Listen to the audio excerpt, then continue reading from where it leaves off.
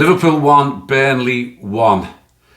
And I'm at my wit's end with all of this. Now, you know I'm not one for ranting, but how much more of this can we take? I'm just beside myself with what I just watched. Burnley had lost their last 6 games against us by an aggregate score of 12-1.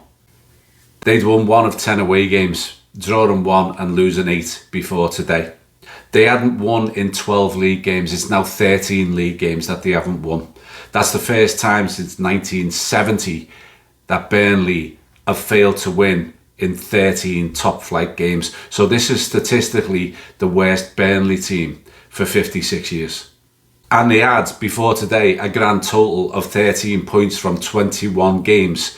And even after today, they remain in 19th place, 8 points from safety. And we couldn't beat them. Fair play to Burnley, a team really struggling, but who stuck to the game plan that every team does against us.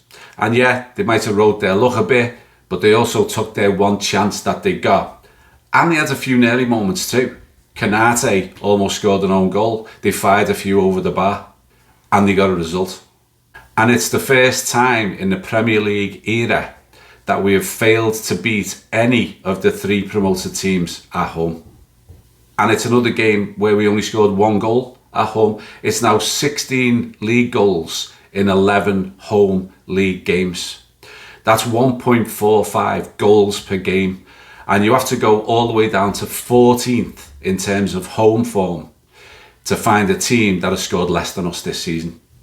And can we now just accept that this 13 games unbeaten, while factually correct, is not just papering over the cracks. It's like painting over a rusty car with a dodgy engine.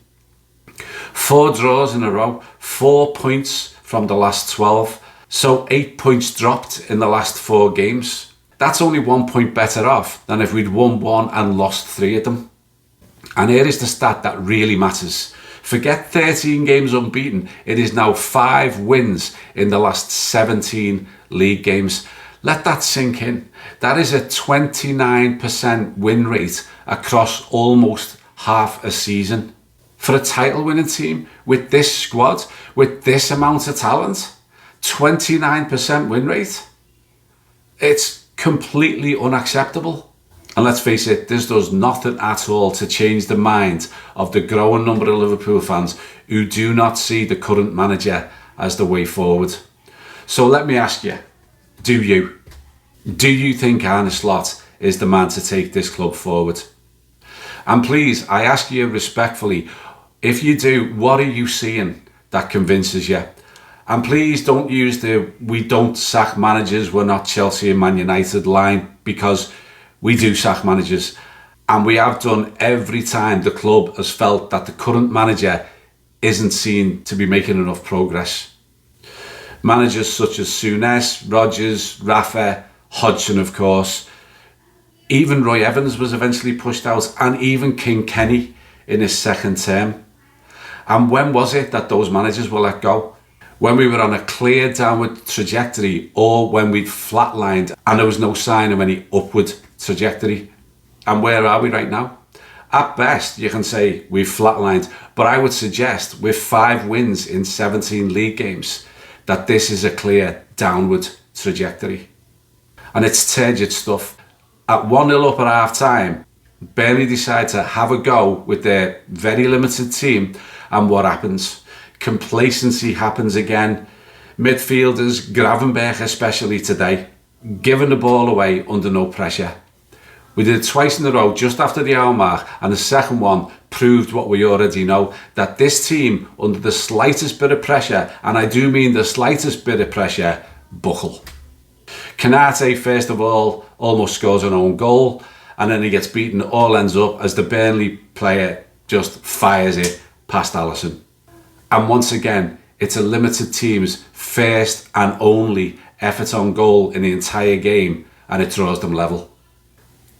And I found it a bit ironic that in a week where Gahey joined Semenyo at Man City, the player who drives the stake through the heart of Liverpool, has the name M. Edwards.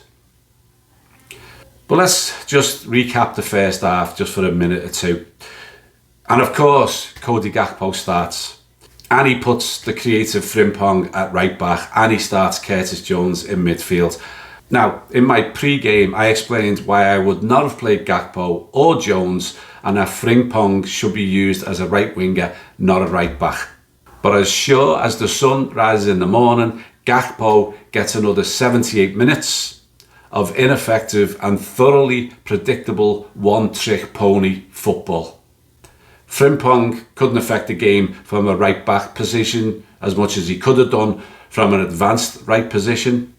And Curtis Jones, sloppy, slow, ineffective. And do you know how many duels Curtis Jones won today out of the 9 he contested? 1. It did start, as expected, with Liverpool total dominance. I mean, it's against the team 19th who haven't won in 3 months or something. And we did start a bit quicker than we normally do. And we were creating some stuff with some clever and intricate stuff with Florian Wirtz pulling the strings. Kerkez as well started in great form. He was underlapping to great effect, getting into the box, putting crosses in. And the Wirtz-Ekitike partnership was showing some nice creative moments as well. Then, with what I think should have been our first shot on target, we were gifted a penalty. And I don't mean it wasn't a penalty, it was. But when I say it was gifted, it was because it was such poor amateur defending from the Burnley fullback who took out Gakpo. And up steps Dominic Szoboszlai. And what does he do? He blasts it, and I mean blasts it, with as much power as he could against the crossbar. Did the Barnsley moment play in his mind? We'll never know, but it couldn't have helped. But then, fair dues, we do get that moment of magic. Ekitike does brilliantly on the left, ends up getting past his marker, the ball ends up with Curtis Jones, lays it off to Wirtz, and he hits an unstoppable shot into the top corner of the net. And we're 1-0 up, and thoroughly deserved. Now, on Irish TV, where I was watching this game, they actually highlighted the Gakpo-Kerkez partnership at half-time and showed several moments where Kerkez would feed Gakpo, who either didn't return the favour and or he slowed down the attack by slowing himself down and then cutting in on his right and knocking it sideways or putting in a nothing cross. But half-time came, we'd had 15 shots, only 3 of them on target, and we'd had 73% possession. Burnley had 2 shots and none on target. So, second half, kicking towards the Kop. Can we go and put the game to bed? Not a bit of it. At half-time, I have to tell you, my genuine fear was what did happen, would happen. And it was a shocking second half display. Ponderous, complacent, and asking for exactly what we got. A limited but plucky Burnley side giving it a bit of a go, and as soon as they did, we folded like a pack of cards on a friggin' wobble board. And what we all watched could have been scripted. We would become complacent, we would make errors, and we would allow a limited opposition to capitalise, and then we would huff and puff, trying for a moment of inspiration to try and win the game. But the moment didn't happen. And as the game wore on, it looked less and less likely to happen. Slot's first subs were at 78 minutes, even though Burnley scored in the 65th minute. Gakpo off, Gravenberg off, neither of them can have any complaints. Engemoa and Macher on. Kerkez was also replaced. He'd been very good in the first half, but it faded and Robbo came on. And then when that didn't work, on 87 minutes, he finally brings Chiesa on for Jones. And this is taking the piss. It really is. And it's humiliating for any player to be given 3 minutes, game after game, to try to make a difference. 15, 20, 25, yes, but 3? I do not get it. And I can't explain what the thinking is in Slot's head that he keeps doing this. So let's talk about Slot's post-game press conference. He said, when asked, that he didn't hear boos at the end. What he heard was frustration. No, Anna, you heard boos, mate. And you know how much it takes for any Anfield crowd to ever boo the team at the end of a game. But that's what's been achieved. Against the team who concede on average almost 3 goals per game away from home, we scored 1, and we had a joint season high of a paltry 7 shots on target. Now let that sink in. 7 shots on target is the highest that we have achieved in any league game this season. And this against the team who, even after today's point, are the second worst team in the league away from home and the second worst team overall, and who've conceded 9 more goals away from home than bottom placed Wolves have. And what I'm seeing from this Liverpool team right now, and I think you'll agree, is a team so lacking in flair, so lacking in creativity, and so lacking in self-belief that no lead is safe. And I'll be honest with you, I almost expected the second half to play out exactly like it did. Slot was also clutching at straws after the game, saying we had 2 cleared off the line and we had many chances to score. We might as well just cut and paste his comments from all the previous games and just use them game after game. He also slipped in the comment that we're now 13 games unbeaten, but of course we want to be winning games, not drawing them, he said.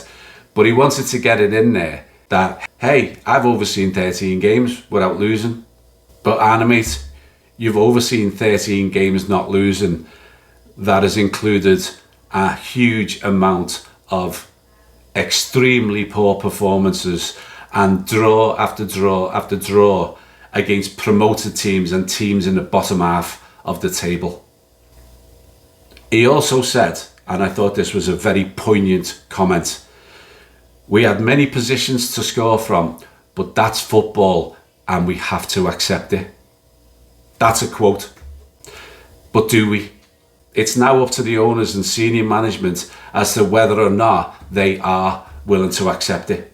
Because almost all the teams behind us all got closer to us today, while we failed to win the game that on paper is the easiest game that we have left this season.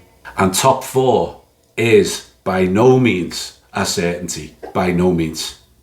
And for a title winning team to be playing like this and to be in danger of not qualifying for next year's Champions League is a huge, huge cause for concern. Anyway, I'd like to finish on a positive note, and other than what I mentioned before about the form of Wirtz and Ekitike, I really can't think of any more positives after watching that. So, see you for the Marseille pre-game. You'll never walk alone. Cheers for now. Ta-ra.